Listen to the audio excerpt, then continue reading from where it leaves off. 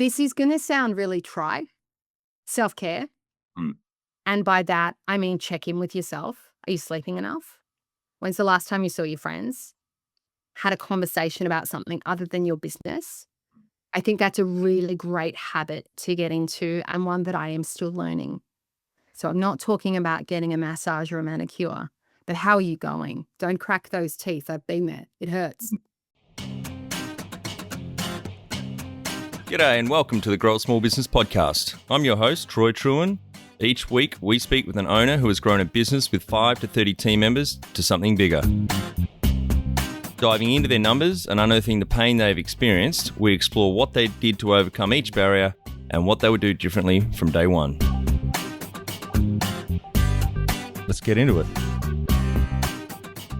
Welcome everyone. Today I'm interviewing Robyn Djelassi from Impact Experts based in Melbourne, Australia. Thanks for your time today, Robyn. Thanks for meeting with me, Troy. Pleased to be here. Let's start with how we know each other. Mitko from Pam Pum put us in touch a few months ago. I think that's through the marketing agency you use. Yeah, that's right. We work with Shoestring Services, and I understand that they work very closely with Pam from Mitko. Yep. Great. Tell our audience a bit about your business, what it does and how it makes money. Sure. So we are a full service HR consulting business. I know it sounds boring, Troy. We try and keep it as fun as possible. We are a bunch of HR nerds across Australia working with small, medium, large enterprises to keep them safe, compliant, and also do the sexy HR work that we love, the high value stuff. So our business does everything from fractional chief people officers and leadership. We also, so we are fractionally sitting on people's boards or organizational boards as well as executive teams. We offer project work as well. And we have a really great new solution called CPO Connect, which is Chief People Officer Connect. And it is your one-stop shop for HR advice. We manage everything from really boring, not get sued compliance stuff. Again, right through to that heavy hitting, higher level HR stuff for a really minimal subscription cost. So you get access to a chief people officer, usually worth around $350,000 a year plus, for about a tenth of that cost. It's a great solution, and we're finding businesses are loving it right now. That's great. And I assume part of your services is in helping with the all critical recruitment of team members? Yeah, we don't do a lot of recruitment. So we are not an agency. We are not a recruitment agency, and nor do we aspire to be one. What we do is the real HR grunt. So we can certainly put our customers in touch with agencies should they need specialist skill.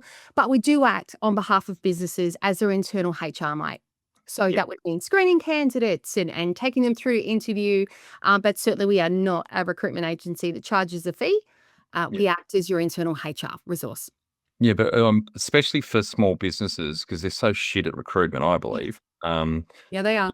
Do you help them overhaul their recruitment procedure? Not necessarily like that was you are the recruiter, but you say, right, here's how to follow a proper process, questions to ask, behavioral, test them, reference checks, all that stuff. So yeah, absolutely. So the stuff that you might expect an HR person, internal HR person to do.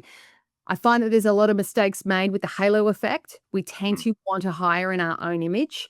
Yep. So a lot of businesses, we come in, we talk to them about what they really need. What do you actually need? Particularly for small businesses, those starting out or scaling up. You're going to need some grunt, some flexibility, and a certain kind of work ethic. That stuff can't necessarily be taught, but the skill required for the role probably can, some of it. So we work with those founders and leaders to really get under the hood of what they need, not just for right now, but into the future. And then we'll help them find that. Yeah. And I love that you go up to the board level as well, because I sit on 6 or 7 boards now. I'm losing count. But and I think when we do a skill, the gap analysis, what skills are missing in the business, often you'll put someone on the board to help mentor the CEO, GM, founder, whatever. And often I don't really see that people corner covered very often. Obviously, it's so critical. As we like to say, people are the hardest thing in small business and its greatest asset. So why wouldn't you have that board position? Yeah, look, it's interesting, isn't it? And also, because we have the battle scars and grey hair, we're not a bunch of juniors, Troy. We tend to be a little bit more experienced than your average HR crew. A couple of things, we can get the work done in a hell of a lot quicker time. than your average HR manager. And we've been there, done it before. And we've sat on boards. So we know what your board wants to see.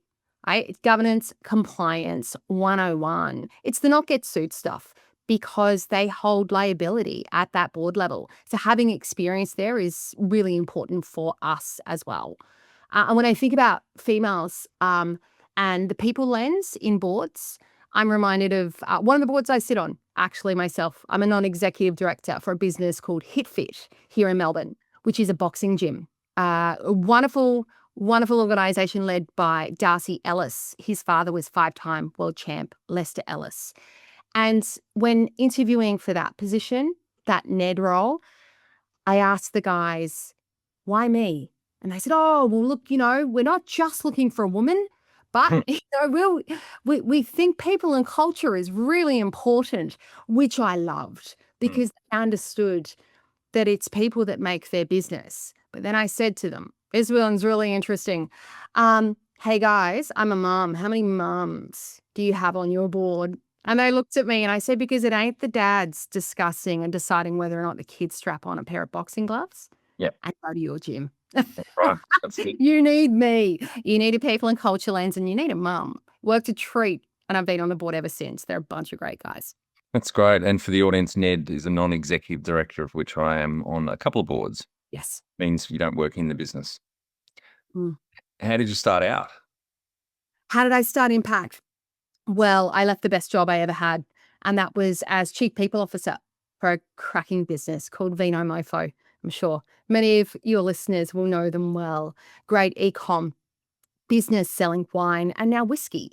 I was with Vinomofo for around 4 years. Prior to that, Chief People Officer for a tech scale-up, having doing HR for around 25 years. So I left Vinomofo and decided at the ripe old age of 46. Troy, this is where you tell me I look 21, please. Thanks. You actually look 20. Thank you. Correct answer. I thought it was just time to go out on my own. I was really inspired by a couple of leaders I'd worked with, one of whom was Justin Dry from Vinomofo, current CEO, a really great mate of mine who ran and recently sold a great business called Unico Computer Systems. I have a lot of friends who have done this. Certainly, I am nowhere near their league, but I thought now's the time. Let's give it a whirl. I'd suffered through COVID. It was a hard time. And so I launched my own business. I took a punt on myself and started with my first customer, happened to be Vinomofo. And within a couple of weeks, I had my second, a prop tech business called Colmio, a fantastic organization that I still work with today as their fractional CPO.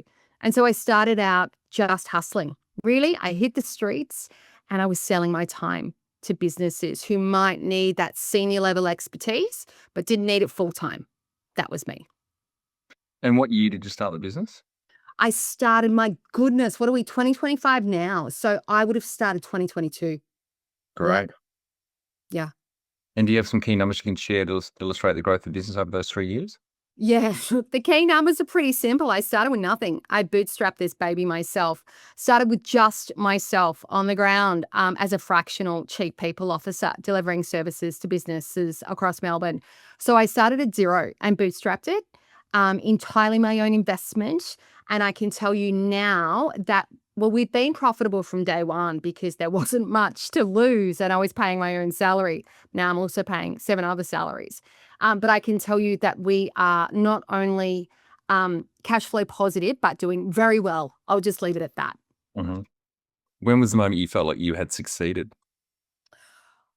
Oh, look, I think I probably got most excited when I landed my second customer ever. I thought, oh my goodness, all my Christmases have come at once. But only recently do I feel that we've been successful. And that's with the launch of our service CPO Connect, which is your virtual chief people officer. It's a reactive service, as I said, where you can phone a friend, phone your friendly one-on-one CPO, and to know that we are able to provide great advice on mass and that organization is no longer purely reliant on me, but we have others delivering great work now. I'm starting to feel like we're really getting somewhere. It's not just a Rob show anymore. Well, that's great. Growth over 3 years, starting on your own now to around 8 team members. That's fantastic. Mm. Yeah, and they're trusted team members. They're people that I have worked with previously or I know personally. And I just went on a rant earlier about hiring in your own image. I know. But I have hired trusted people. I think trust is very important to me. And certainly the chief people officers that I work with are women that I have worked with before. I know their skill level. They are better than I will ever be. And I'm privileged to work alongside of them. That people are really what makes or breaks this business. What does success look like to you? Success to me, like almost happiness and success for me are almost intertwined because success isn't financial for me. It's doing the work I love and it's being able to say no to clients. And I've done that. I've also fired clients. That's pretty powerful feeling when they're not values aligned. You can't do that when you're working for somebody else. It's really difficult to do that. And so success for me means doing the work I love with the people I respect and admire and being excited to come into the office every day. It's pretty simple. I'm easily pleased. Number one thing you'd recommend to marketing a fast growing business? All right. So in my first 2.5 years, I didn't have to pick up a phone. I'm really fortunate. Here's my thing. I figure that good people help good people. And I've had many people say to me, but Rob, how did you do this? You've built this business so quickly. You've got these clients and it's really interesting. Don't be a dickhead, work hard. That's that's my philosophy on business. People say to me, how did I like just don't be an asshole. Mm. And it turns out that if you're kind and you give where you don't need to, and you do that consistently for no other reason than it's the right thing to do, people remember you. And I actually once had somebody say to me, Rob, you've been developing business your whole life. You just haven't realized it. And it kind of resonated because I was second guessing how are these businesses finding me? Why are people referring me? And again, don't be a dickhead, work hard. Works wonders. I've only recently started marketing and I found a really great organization called Shoestring Services. The one piece of advice that I would give those starting out is be patient because while I have a brand within my network, nobody outside of that really knows who we are. And so to build a brand that is about the business and not me takes time. People know me, they trust me because I deliver. They don't know who Impact is and they don't know CPO Connect. We've been looking at outreach for around 6 weeks now, and my poor marketing team is sick of me asking, well, where are the leads? Where are all the bloody leads? We're sending all these EDMs. We're reaching out to fantastic companies. And I expect it immediately. And so the same advice I'd give myself, calm down, just be patient. We're building a brand first. Yep. But it's expensive, Troy. It's expensive. It is. How did you fund your business? Bootstrapped it all. And so when I left Vinomofo, they were very kind to me. And I did receive a very small package. Thank you very much. And I invested that as well as a lot of family savings into the business. We have not ever been funded. And again, it's really just off of my own sweat. I'll call it sweat equity, my own sweat equity. If you were to start up today with plenty of funding, would you go into your industry? I would. I think I would. I would harness AI more quickly and I would leverage AI to the best of its ability to do the grunt work. And I would use the fabulous consulting skills and people brains of my employees in very different ways than I did at the beginning. We were really picking up the tools and doing everything from scratch. We don't need to anymore. And the power in our business is that we have really experienced commercial resources. We're not fluffy HR. We get shit done and we get it done commercially and quickly, quietly. There's no bells and whistles. I have the people to make that happen. I would have pushed the people nuance further to the front and taken the compliance, the boring stuff we hate, and used AI to assist with that for sure, if I had the funding. Can you outline the most stressful point in your small business growth journey so our audience can learn from it? Oh my God, there are many. Anybody who knows me will know that I've lost 3 teeth through stress. That was with a particular business I worked with. I'm not joking. Troy, I have $30,000 of implants in my head. What, from grinding your teeth or? Yeah, yeah, man. I didn't realize I was doing it. I knew I had headaches and a really sore jaw. I'm like, I'll be fine. Until 3 of these babies cracked, and the dentist gave me a bill, and I thought, holy shit, Wow. I need to get a new job. So I did. um, Nothing that bad. I've learned from that mistake, but the most stressful point for me happens almost weekly. I wind myself up. I believe that I only eat what I kill. And it's true. I'm the only one out there developing business for this, for impact, and also the primary person delivering that business. And so I can get quite stressed when I invest an incredible amount of time in a prospect, because for me, business is personal and I share a lot of myself and I get ghosted. I wind myself up and I know that I do it. My team are fantastic, but it's incredibly stressful. What area in business do you feel you've had to work on the most to add the greatest value? Patience, I think patience and learning different businesses. We cannot be effective in our work as consultants unless we understand what our clients do. We don't do cookie cutter work. There are plenty of organizations out there that will do it for you. So I think patience and understanding that every business is different, that has certainly been the biggest learning curve for me, and investing that time in getting to know them. Are there specific industries you do work more with than others, or just Yeah, we do a lot of work with tech startups and scale ups. My background actually is computer science, not HR, Hmm. which is mad, right? Imagine studying computer science at university in the 90s. Oh, I did. I've got a computing degree. I'm not sure. Yeah, right. I would have been the loser at the back going, how does this work? And probably the only female in the lecture theatre. That was me. I worked out really quickly that I am shit with tech, great with people. Yep. So yeah, that's my background. So we tend to do a lot of work with tech startups and scale ups because I speak the language and I've also been working in and around them for so long. We also work with heavy industries like mining. I'm a fractional chief people officer for a cracking organization called Ionic Rare Earths. So anything from tech to heavy industry, as well as retail. I'm not allowed to name the brand, but we have just been appointed the Australian HR outsource provider for a very sexy US streetwear brand. The founder has 16.9 million Instagram followers. That might give you a hint. They're launching in Sydney very soon. So anything from retail, tech, heavy industry. Our work is transferable. Our skills are transferable. If you understand commercials and people, then you can understand the work we do. What have you enjoyed the least about managing fast growth?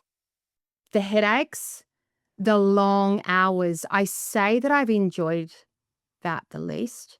However, try dragging me away from my laptop.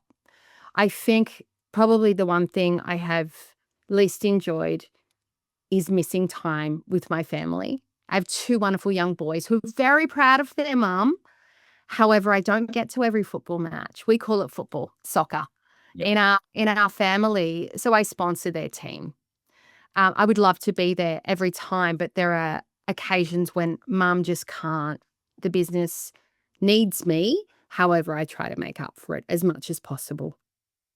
What do you love most about growing a small business? That it's all me, that it's me and my team. I'm so proud to be surrounded by them, that it's on me and I determine my own destiny. I really love that feeling of being self-reliant. And it's been a journey. There have been times when, Troy, I've wanted to give it all up. It's been too hard, all consuming, night and day. My husband will say to me, change the bloody record. It's all I can think about. But I love the business and I love our customers. And so, yeah, it's an obsession for me. I really enjoy it, but I love to be self-reliant. What has been the biggest mindset shift for you in your small business growth journey? The biggest mindset shift. I've never suffered from imposter syndrome. It's this new, it's a rehashed buzzword. I keep hearing people talking about imposter syndrome. I'm not a narcissist. Talk to my psych. However, I've never suffered from imposter syndrome. So I don't think to myself, oh, should I be here? No, I did the work. I earned it, right? But the mindset shift for me is I'm good at this work. That's interesting because a company employs you and everything that comes along with you when you're an employee. You know, you're pretty good at it. But when you're going out on your own and you're saying, pick me, this is the work that my team and I do, and we are great. And a company selects you over all others. That's been a huge mindset shift. So not an imposter syndrome shift, but to back ourselves that we're great. That has been really important. And another thing I would say is that annual leave and sick leave are a thing of the past. That's been hard to wrap my head around. Yeah. The number one habit you think a small business owner needs to develop and maintain? This is going to sound really trite. Self-care. Mm. And by that, I mean check in with yourself. Are you sleeping enough? When's the last time you saw your friends? Had a conversation about something other than your business? I think that's a really great habit to get into and one that I am still learning. So I'm not talking about getting a massage or a manicure, but how are you going? Don't crack those teeth. I've been there. It hurts. Are you a small business owner who is ready to take your professional growth to the next level? Sign up to the Grow a Small Business Weekly newsletter. This is your go-to email every Friday and will take about 2 minutes to read. Join the Grow a Small Business community who, like you, are investing in their professional development. Each week, we curate valuable resources, whether it's expert advice, books, podcasts, industry insights, or actionable strategies. We've got you covered. Leave your email at growasmallbusiness.com/weekly. Perfect question for you, not just because you've hired for your own team, but obviously 25 years in the industry. Yeah. Can you talk to how you've added people to the team, some wins, mistakes, and advice for those listening? Oh, for sure. Look, I've made the mistakes. I outsourced some of my admin work in the early days to the Philippines. A beautiful woman, wonderful woman, and a great service. I didn't know what I needed to get started. And I felt pressured into hiring that individual. I knew I needed help. I didn't know what kind of help. I just took the first thing that came my way. Turns out it wasn't the best move for me, and it didn't last long. As some wins, certainly I believe in hiring better than yourself. And I have two fantastic mentors who I probably work with most closely from all of my team. I adore them all. But these women teach me every day. I am not intimidated by them. I am in awe of them. And that's hard for people, for many people and many businesses I work with. I ask for their advice daily. That's the win for me, to have secured their skill and expertise. But I've certainly made some mistakes. I have hired in my own image before. People who I thought, oh, I'll give them a start. I wish somebody had given me a start at their age or at their stage of career. They were not the right fit for the business. The values weren't aligned. And so the first thing I do, again, sounding like a wanky HR person, it's values 101. Yep. Do you align with us? We hire people with something else going on in their lives, not just work. We need people who have a family or a pet or a sport or something that they love, because that brings diversity of thought. We don't want work-obsessed people. What are some of the things you recommend to building a sustainable and kick-ass culture to help with the growth? Authenticity, another buzzword, right? Just be yourself. And when I think about building a culture, I don't think cultural alignment. I think that's bullshit. I think cultural contribution. That's really important to me. So I think about our values, our curiosity. We're really curious about our customers and each other and how we do things differently. Care. We genuinely give a shit about our customers. We cap our customer numbers. We keep them small purposefully because we're investing in you. We're investing in getting to know you. Humility. If we can't laugh at ourselves, who can? And for us, we take our work seriously, but never ourselves. And so I think cultural contribution, if you can align to those things, that's really important to us. And then how you bring it to the table, show up differently. That's great. Tell our audience how you've handled balance. Really badly is the short answer. Very badly. As I said, I sponsor my son's football team, Go Lang Warren FC, because mum can't be there every single game, but you can see the Impact logo on the back of those shirts. It looks great, by the way. And I handle it really badly, but I'm learning to get better. One thing I've done recently, Troy, is I'm talking to you now from my office in the beautiful Mornington Peninsula. So we've leased some office space. It's given me the distance that I need between home and work, and I'm learning to leave my laptop here. Not easy because it's only a few Ks from home, but it does give me that mental break that I need. I'm getting better at it. How much professional development have you invested in yourself? A ton, a ton. I ascribe to the 70-20-10 rule though. So for me, 70% of my learning is experiential, hands-on, and I learn from peers around me, those that I work with, those that I work for, and I have a personal board of advisors as well, a bunch of really great people who I admire and I learn from, and I can phone a friend if I have questions. And so a lot of my work is experiential. The other 30% is either hands-on or learning. Podcasts such as yours, I listen to regularly. And I also am an avid audiobook listener. So I do listen to some cracking books. I don't have time to read them. And my ADHD won't let me sit down and read. Genuinely, not one of those, oh, I'm medicated. But I can listen to a great audiobook and get through it that way. Yeah. You've mentioned you've had mentors. Have you had coaches along the way? I have a wonderful coach. Her name is Nell Wilson. I met her when I was awarded a scholarship to Women and Leadership Australia many, many years ago. It was their foundation course for aspiring high potential female leaders. Nell Wilson was one of the facilitators. I was in my early 30s, and that was some 10, 15 years ago now. Again, I'm only 21, Troy, as we discussed. Yeah. And I have remained connected to Nell throughout. She is a powerhouse of a woman. And what I love about her, even though her background is working with Women in Leadership Australia, is I have referred her to male colleagues and they are just as in awe of her. What I like about her is she challenges me. She calls out my bullshit, my poor self-talk, and she reframes it. She asks me the hard questions and lets me figure it out myself. Only a few people can get away with that. She's one of them. I rate her very highly.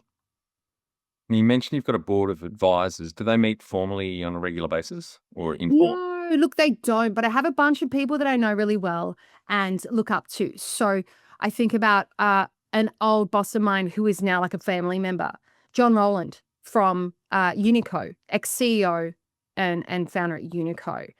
He is incredibly inspirational to me and somebody who is like a big brother to me. He'll give me all the advice I need and really helped me form this business.